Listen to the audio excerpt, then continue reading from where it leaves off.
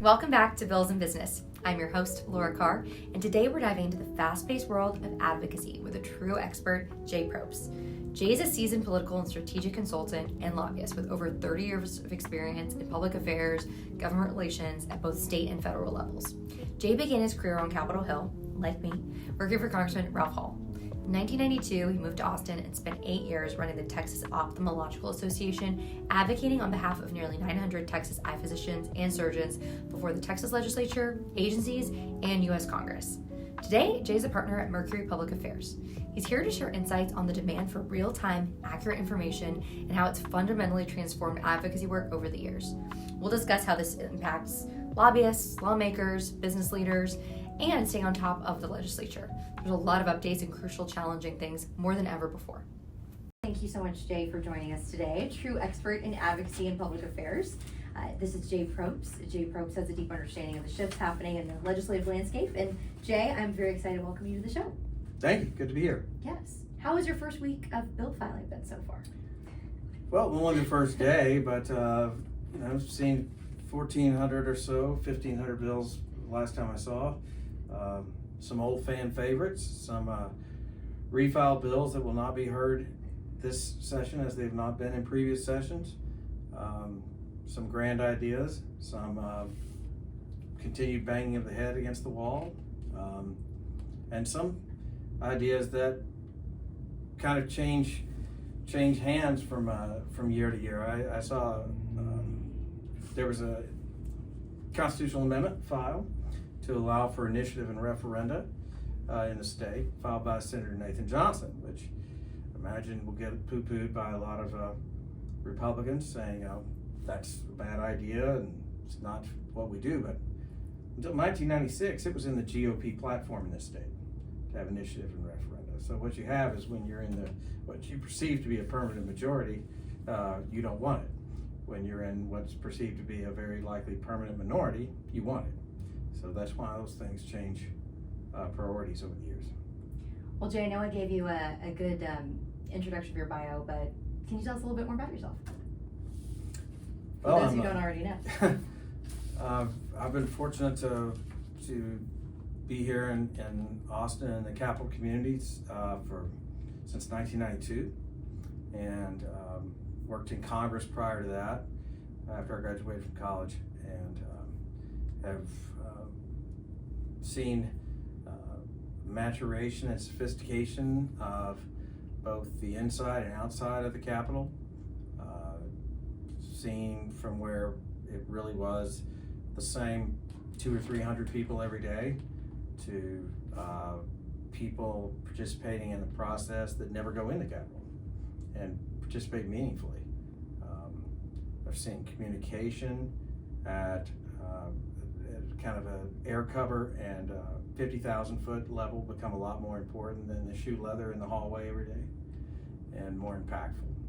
And seen a lot more people serving in the legislature who have lived in Texas less time than I've been a lobbyist in Texas, which is a change. That didn't happen very much. Well, I'm excited to talk to you more about that with your expertise and experience and how advocacy's changed over the years and lobbying from an expert like you. So I know that you've mentioned, and we've talked about this a lot, is your having to constantly update your clients, your stakeholders, and members. How are you keeping up with the dramatic, the sheer volume of information that's coming in all the time? Well, you have to not only be aware of the information that's available, but you have to be cognizant of the fact that most things are obsolete as soon as you press send or print. In fact, it's almost misleading to provide reports and things like that to clients anymore, because it's meaningless except to be a historical narrative anymore. And also, when I started in this business long ago, information was updated when someone else provided it. Probably 15 years or so ago, close to 20, members of the legislature and their staff started being able to curate and receive information on your issues, on issues that were important to them, that you might be in a position of having to either defend or explain or negate when you go in to visit with someone. It's not just the information you gave them or someone on the other side of your issue. There's a lot more information inputted because of easy access and the fact that the information, it's not just Google searches anymore and Google alerts. Information is delivered and curated to these people from different sources, and you have to be aware of what's out there. So how is it compared to when you started out, what the process looked like to now, and what's the biggest cause of that shift, do you think? The cheapness of circulating information, it seriously was as expensive as printing and distributing back then, which was both expensive and slow, and manipulable as far as who got what kind of information. You have to assume now that if you put something out there, the people who are supportive and against you are going to have the same information at the same time and the ability to react to it simultaneously. That was not the case before. It's always been difficult to keep a secret around the Capitol because people just can't keep their mouths closed. Now it's the electronic information is going to make things so fast that they're immediate, and you have to have the right information because the secret's not going to work. Absolutely, and we've got social media, and then just AI technology and new technologies. One like ours, obviously, this is a big use case of ours, is keeping people up to speed. So how has AI changed the way you do lobbying and advocacy work? I would say it's replaced some of the manual work that we all used to do to look at how different members reacted to different issues and how they voted with other members on certain issues. That used to be a very manual process to try to line up different votes and different clusters of elections and elected officials and how they reacted. AI does that and has for several sessions now made that automated. Also, you can go through the bill filing today. You can put that in an AI machine, any of the ones that are available, but you can create your own template through them. You can pull up a bill, find out what states similar legislation has been considered in the past year, what groups testified in favor and against them, and you've got your path to get to work on what you need to do, either killing the bill or passing it. That was not available before. That was a very heavy research intensive kind of thing where you had to go through everyone's own state legislative websites, figure out how to use those, digest that information, then line them up. Now it's done with a click. It never used to make it easy for you. So how do you see that changing? This is the early days of AI. So in the next 5 to 10 years, how do you think that's going to change the game of lobbying? I personally think it'll change a lot. How do you think? It's going to require that lobbyists who have not really thought it important before to become experts on their clients' issues to do so. They have to be able to answer questions as if their client was standing there with them, because they may not have the opportunity again, and the information could change before they get that opportunity again. There are some people who actually have built very successful practices on just being almost introducers of their clients to legislators and letting the client serve as the expert. There's not time for that anymore because you're not going to have that many chances of interaction. You better be ready with the information and the same information that people who don't want you to succeed have. That's already changed a lot. Interesting. And do you think that the transparency is an overall good and help to the business in general? I think it certainly serves the legislators and staff a whole lot more to be able to compare apples to apples with the quality of information they're getting. Interesting. And now with just the sheer volume of bills, we're hearing rumors of upwards of 20,000 bills being filed this session. Not sure if that's from AI, as well as, with bill drafting potential use cases. How have they been able to draft that many more bills? But that's more than almost double last session. We had around 11,000 bills filed last session, and then that's almost the same amount. That's more than double the federal government, what they file in a year. So we do that in 6 months, How are you preparing for this influx of bills at an unprecedented rate? Well, first of all, while there is a number of bills filed, I think every session there's increasingly more duplicate bills or near duplicate bills. Yes. Because it just gets easier and easier to file a bill. Before you actually had to have a ledge council draft, you had to have bluebacks, you had to have hard copies filed with the clerk. Now it's point and click. There's no diligence to it, the barriers to entry, as it were. So you don't have a ledge council attorney going, hey, I'm already drafting this for somebody else. Do you really want to do this? Meaning, are you going to take my time to do this twice? Now it's just the same copy we're going to file it to. For the younger audience, if they are listening, what was the process like back then compared to now? Very manual, very deliberate. It caused a lot more investment of the office in every bill that was filed because of that. There was some true ownership issues. If you got a bill filed, and if somebody filed a duplicate, it was something of an insult. It's not now. It's just part of it. You expect it. And most of the time, people will file a bill without a whole lot of contemplation about it, because it really doesn't take that much out of their staff anymore. It used to take quite a bit of staff work to get a bill ready to file. Absolutely. Even from 12 years ago when I started on Capitol Hill too, it was a lot more work and fewer pieces. So interesting. How do you think AI is going to change the game the most this session in terms of the legislative process? That's a good question. It depends on how the legislature tries to use it and how comfortable they are in learning from other states, if they want to use what's happened in other states as a roadmap for themselves, if they want to deny themselves that or make sure that they're not influenced by that. It'll be less impactful. I think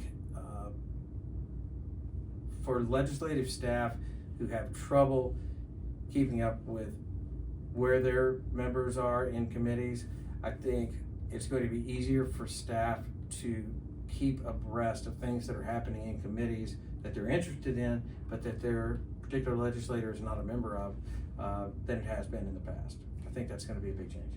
I think so too. I'm excited for it as a former staffer. That was actually the reason I started TXLege, was trying to make sure I was keeping up with what was happening in all the different committees, and then the rulemaking process with state agency meetings. You can't be everywhere at once. So I do think that that's a big advantage. When I was on the Senate side, I would always think, I didn't even know my bill was up in the House today, and it would be so frustrating. So I do think that's a huge, that's an exciting one. I'm excited to see what the staff think of that. So speaking of you're using so many different softwares, I know you're more tech savvy than most. What do you see as, how are you keeping this information accurate as well as timely in general?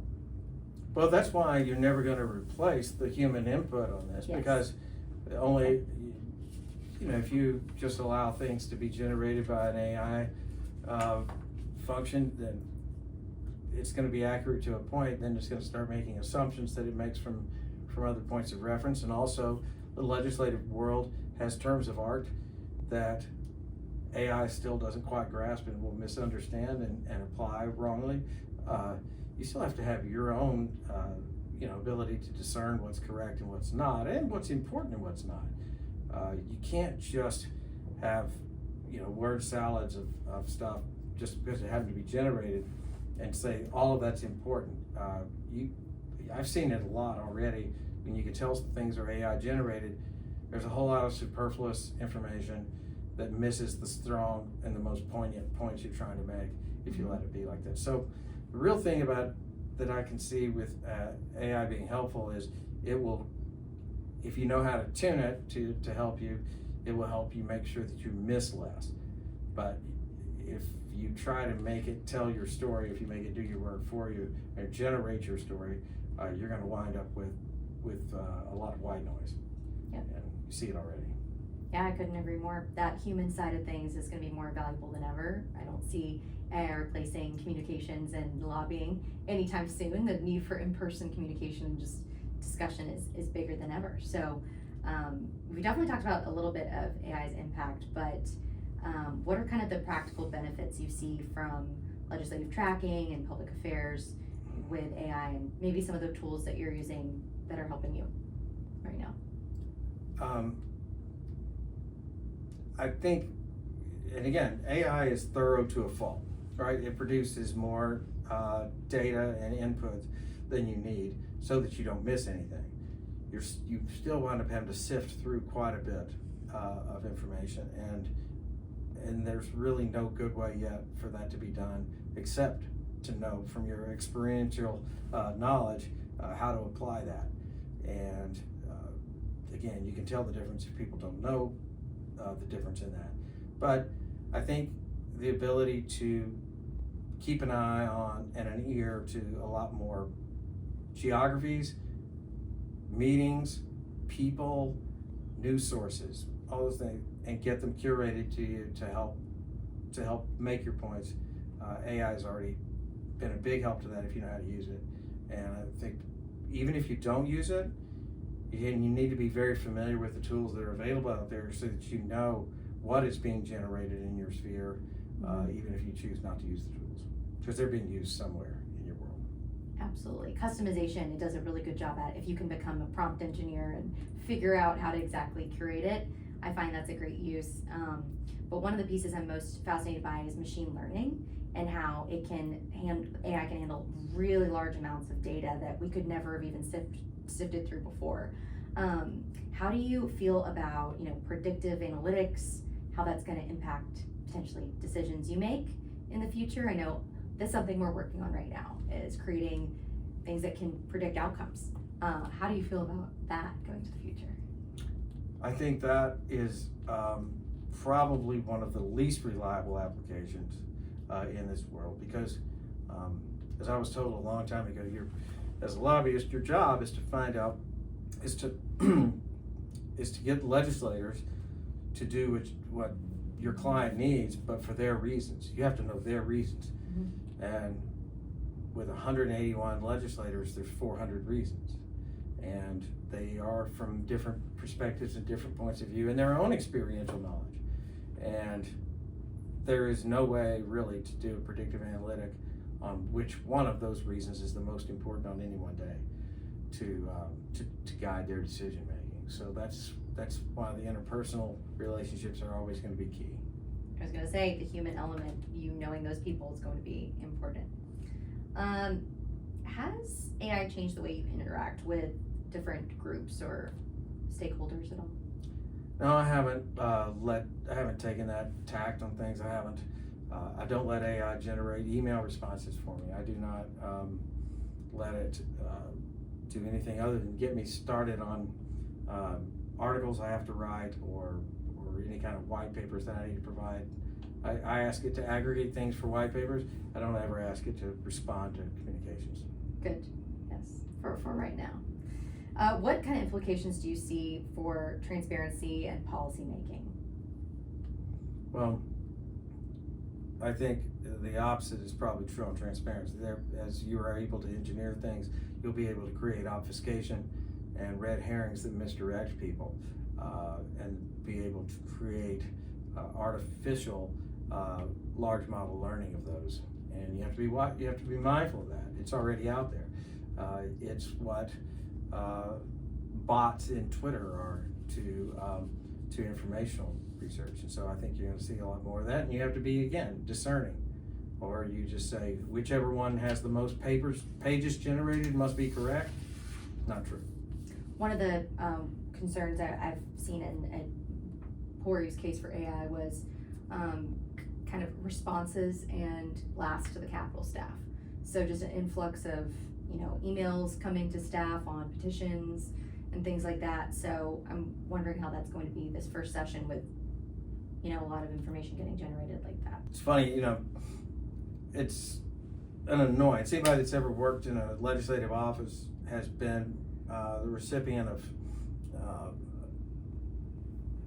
a postcard campaign or something, where the same postcard comes from 2,000 people and maybe 500 of them aren't in your district and all that stuff. And you kind of go, it's just an annoyance. I'm going to have to enter all these addresses and create some sort of response from my boss to them. But when you get 2,000 AI generated communications that the people whose name on them may not even be aware that they were sent, and they are either inaccurate or incomplete or misleading. I think people are going to find that insulting. And if you're behind the effort to just paper up someone's office with AI generated communications, you may show the client that you created all these different contacts, but you're not serving the client. You're insulting the legislators and staff with that, as if they don't know that this is just generated to create more input for them without more value without value. And I think it'll be hard to differentiate who's a genuine constituent need to just a potential kind of hacker and fake account completely. Yeah, there's definitely some interesting ways that it's being used. How do you think, from your personal experience, people can start preparing for this next wave of advocacy and the changes that we're about to see? I really think people should sign up for and test themselves against different AI modalities. And like I said, they may find one that really helps them organize and put some dynamism into their own work that makes it easier to stay updated. On the other hand, they need to know and recognize the tools that are used to create those red herrings and the false information against their own client's interest. There's a rhythm and rhyme to it, and you recognize it when you see it. That's good advice. So I'm a bit of a sci-fi nerd, personally. Where do you see us 5-10 years from now with the technological advancements? I think there's going to be a time where we have to get to better trust in technology, and we've stepped back from that a little bit with a whole bunch of the allegations of election fraud and things like that. That just because we wanted to be able to count votes quickly and make sure people knew outcomes, there were allegations of manipulation, things like that. I think there's going to come a time when we'll have several states that will go where there'll be mobile voting from your electronic device. You won't be standing in line anymore. That experiment's already been pretty successful among military votes, and I think when you start seeing that, you'll see participation. Not only will it go up, but it will also vacillate a lot more. People will actually decide if it's about the same effort to vote as not vote. You may have some people intentionally stay out of elections. I think that kind of thing is going to have more impact, and I think people will have more relevance to things like the legislature.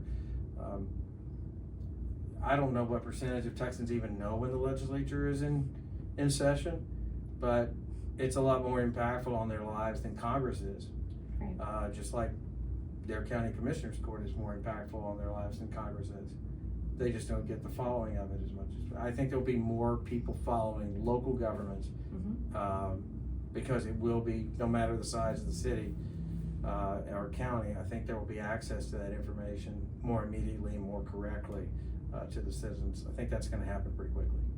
That's exciting. Yeah, it's something we're trying to do with local government. Jay, any other things you'd like to discuss on this before we kind of start doing closing? But I just, as much automation and electronic enhancement and all the things that have changed in my career, it still is heartening to me to see some of the great writers that come out of Capitol staff. I'm just amazed at the talent that is still there, and I think that's always going to be important. And I hope that working in the Capitol helps people have that skill or to hone that skill, because it's not, you can get by without it these days, but someone has to be able to continue to craft and a meaningful message that is salient and has some commonality to it that everybody can understand and I think that's still something worth doing. AI is not replacing that. In fact, it is putting more, like I said, volume without value around it. I agree. I think it's going to be more respect for organic content. I saw a new use case recently for an app that allowed you to clone yourself and generate new content by typing in a script, and it would make a video for you. People are going to know those things are fake, and I think it's going to come with this more craving for, authentic journalism, real writing, real in-person content, more podcasts, long form, where people can hear what people are actually saying. So I do agree. I think there's some definitely good things with it, and then it's more for handling some of the more, mundane tasks, but very interesting to have you on. Jay, thank you so much for being on the show and for sharing your insights. You've got so much wisdom with all your background. So anything else you want to add about the Ledge coming up before we close out? They're all different, and they all tend to be like a mosaic that the pieces fall into, and it's only when you get back and look at it that it all makes sense. You don't have the ability, and AI doesn't have the ability to project those pieces ahead of time, and that's why the individuals in this process, in this legislature, in this business, will always be the people that make that come together. Well, I'm glad you're involved in it, and it's a pleasure to be working with you. So thank you again. And to our listeners, remember to subscribe to Bills in Business. And Jay, where can they find you if they want to join your conversation with you? You can find me and all our team at mercuryllc.com. Oh, wonderful. Thank you, Jay. Thank you.